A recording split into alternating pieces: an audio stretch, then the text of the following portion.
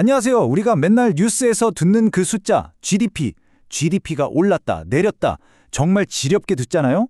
근데 혹시 생각해 보셨어요? 이 GDP라는 숫자, 대체 누가, 어떻게 만드는 걸까요?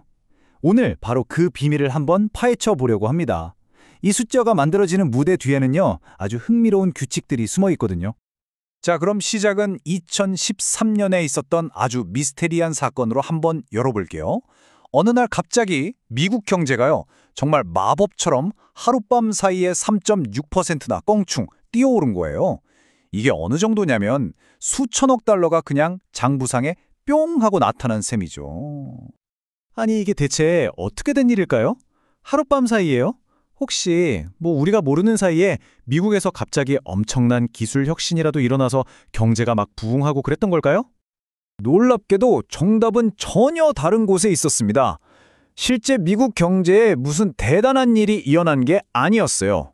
바뀐 건 딱 하나, 바로 경제 규모를 재는 규칙이었습니다. 네, 그냥 룰이 바뀐 거예요. 자, 바로 이 지점이 오늘 이야기의 핵심입니다. 여기서 우리는 GDP라는 걸 이해하는데 아주 중요한 개념, 바로 경계 문제라는 걸 만나게 돼요. 이게 뭐냐면요, 아주 간단해요. 어디서부터 어디까지를 경제활동으로 쳐줄 거냐, 이걸 정하는 문제예요.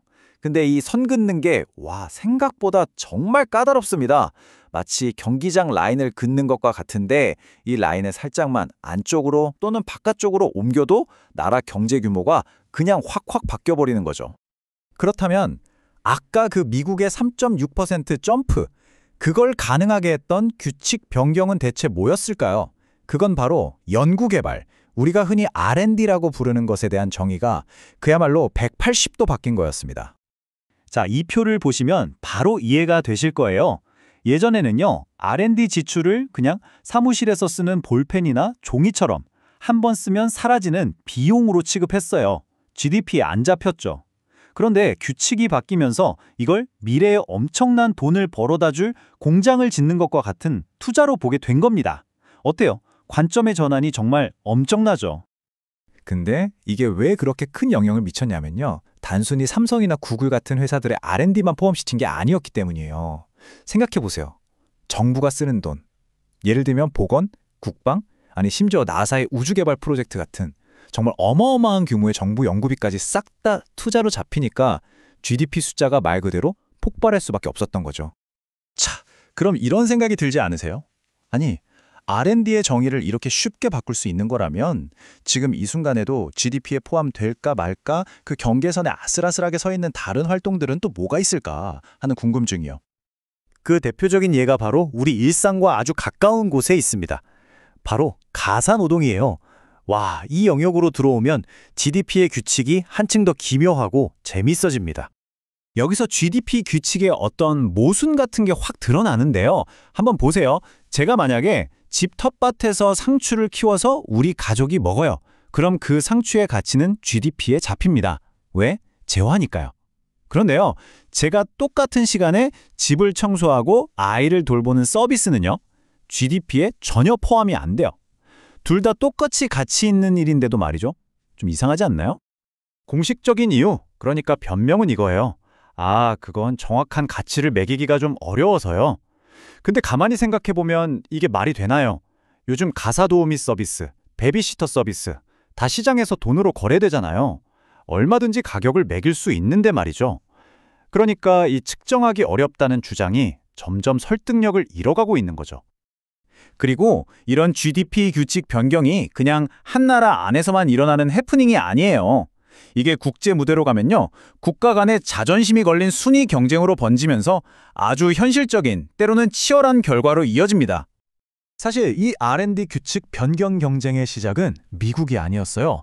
2009년에 호주가 먼저 스타트를 끊었고요. 그 뒤를 이어서 캐나다, 그리고 미국 순으로 마치 도미노처럼 이 새로운 규칙이 퍼져나간 겁니다. 이 그래프 한번 보세요. 정말 드라마 같지 않나요? 규칙을 바꾸기 전에는 호주의 1인당 GDP가 캐나다보다 살짝 낮았어요. 그런데 2009년에 R&D를 GDP에 포함시키는 그 순간 바로 순위가 뒤집힙니다. 실제 경제는 그대로인데 그냥 회계규칙 하나 바꿨다고 국가 순위가 하루아침에 바뀌어버린 거죠. 자, 이렇게 되니까 캐나다가 가만히 있을 수 없었겠죠? 몇 년 뒤에 캐나다도 똑같은 규칙을 도입합니다. 그러면서 호주와의 격차를 다시 확 좁혀요. 이건 뭐 거의 누가 규칙을 더 잘 바꾸나 그런 경쟁처럼 보이지 않으세요?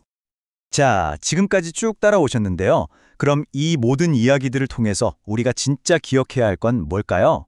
핵심을 한번 짚어보겠습니다. 가장 중요한 건 바로 이겁니다. GDP는 무슨 하늘에서 뚝 떨어진 절대적인 숫자가 아니라는 거예요. 이건 계속해서 규칙이 바뀌는, 어떻게 보면 사람이 만든 약속 같은 겁니다. 그렇기 때문에 앞으로 경제 뉴스를 보실 때 GDP 3% 성장 이런 헤드라인을 보시면 이제는 그냥 고지곳대로 믿기보다는 진짜 경제가 좋아진 걸까? 아니면 그냥 계산법이 바뀐 거 아니야? 하고 비판적으로 한 번쯤 생각해 볼 수 있게 되는 거죠. 이게 바로 오늘 이야기의 핵심입니다. 그리고 이 모든 이야기는 우리에게 마지막으로 이런 질문을 던집니다.